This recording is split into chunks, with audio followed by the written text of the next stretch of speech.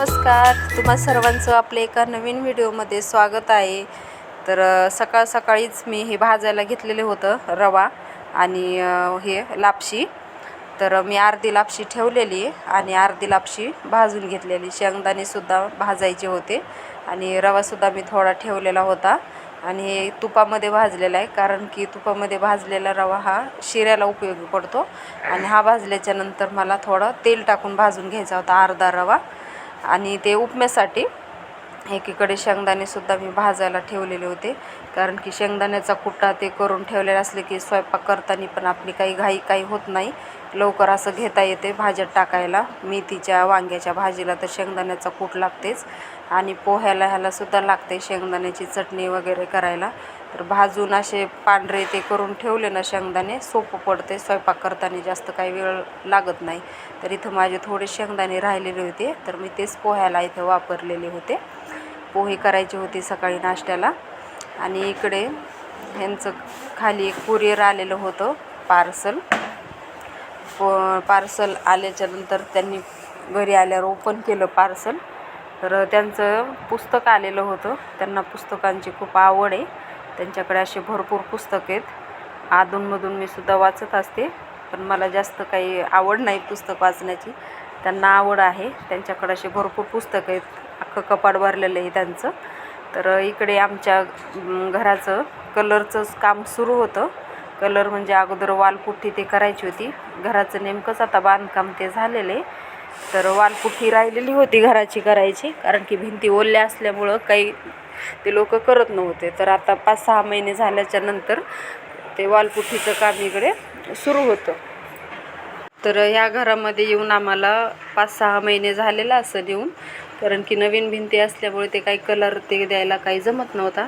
तर आता कलर ते काम सुरू करणार आहेत, तर त्यासाठी अगोदर वालपुट्टी ते करून घ्यायची होती। तर घरामध्ये खूप असा राडा ते पडलेला होता, तर इकडं मी व्यवस्थित केलं, कारण की मुलं इकडं आले ना, पूर्ण पायाला त्यांच्या घाण लागली की ते कलर पुट्टीचं पडलेलं की पूर्ण त्या घरामध्ये सुद्धा घेऊन येतात। आणि ते लोक काय असं व्यवस्थित एवढं काय साफ करत नाहीत, म्हणलं आपणच साफ करून घ्यावं। सगळं खाली असं पडलेलं होतं, सुकून सुद्धा गेलं तर पण या फरशीवर ते निघून जाते। आणि प्रांजलला सुद्धा असे अधूनमधून मदत येत असतील करायला कामं, असे तिला लई आवडतात असे कामं हे करायला।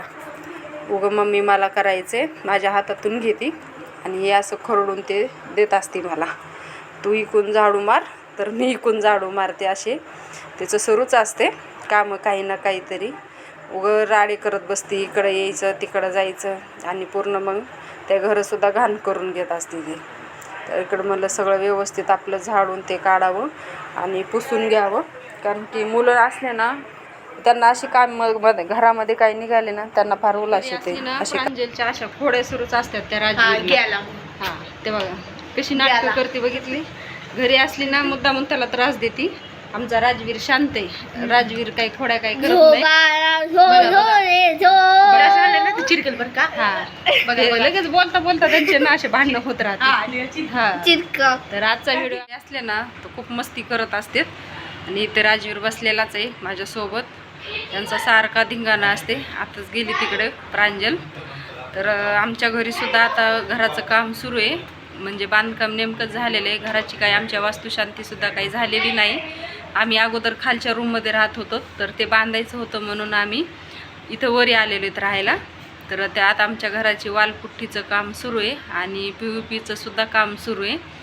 तर तुम्ही म्हणत असताल की घर बांधले अर्धं आणि लगेच कसं काय राहायला आले, तर आम्ही घरातल्या घरात थोडीशी पूजासुद्धा केलेली होती, नंतर वास्तुशांतीसुद्धा करणारच आहोत।